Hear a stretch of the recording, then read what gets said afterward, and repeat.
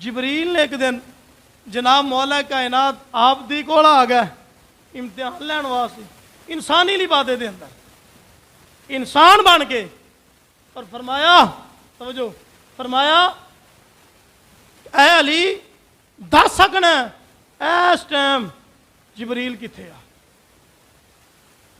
आ इस टाइम जबरील केड़ी जगह ते आ मौला कायनात आपने थले नजर दौड़ाई कोई ना आसमाना ते नजर दौड़ाई सत जमीना सत आसमान नजर दौड़ाई कोई ना मशरक दे विच मगरिब दे विच शमाल भी जनाब जनूब भी चार चफेरे नजर दौड़ा के मौला कायनात आप फरमाया कि ना जबरील सत्ते जमीना विच ना सत्ते आसमाना विच ना मशरिक दे विच ना मगरिब दे विच ना शमाल विच ना जनूब विच लगदा है या ते अली या ते तू जबरील है या फिर मैं जबरील आ।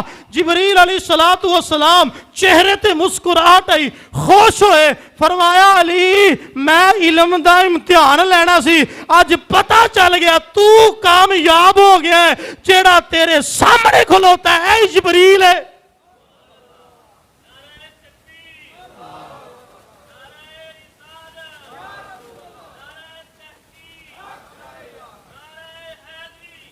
या अली एक यहूदी आया उन्हें आख्या सवाल मेरा इवे बकरी ते कुत्ते का मिलाप होया उन विचों बच्चा पैदा होया दसो हलाल है कि हराम है।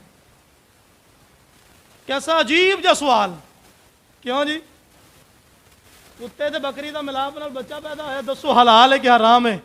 मौला कायनात आप फरमाया उनके अगे रख पानी जे तो अगर वो डीक ला के पीवे ना ते समझी वो हलाल है जे अगर चट चट के पीवे तो हराम है।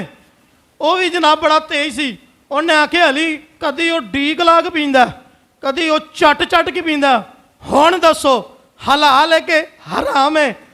मौला कायनात आप फरमाया उनके अगे रख पट्ठे जे तो अगर वो पट्ठे खावे तो समझी हलाल है तो जे अगर वो ना खावे तो समझी हराम है। उन्हें फिर आख्या अली वो कदी पट्ठे खाऊंदा ते कदी नहीं खांदा हैगा। मौला कायनात आप बड़े हैरान होए आप फरमाया जे अगर वो वगाली करे ते फिर वो हलाल है नंगर पट्ठे खान तो बाद वगाली करते ने ठीक है फरमाया जे वगाली करे तो फिर वो हैगा हलाल जे ना करे तो हराम। उन्हें आख्या अली कदी वगाली करदा कदी नहीं करदा। मौला कायनात हैदर करार आप जलाल दे अंदर आए आप फरमाया ओ बदबख्ता तू अली नू केड़े इम्तिहान विच डाल छड़िया है तू उस ओनू फिर छुरी अगर अंदरों निकलन आंदरा ते हराम है अगर अंदरों निकले ओजड़ी ते फिर ओ हलाल है। नस गया फिर शूट ला गया। अली अली का इश्क तो मुकद्दर संवार देता है अली का बुग़्ज़ चेहरा बिगाड़ देता है। अली के इल्म को इतना कम न समझ ऐ मुनकिर अली के इल्म को इतना कम न समझ ऐ मुनकिर।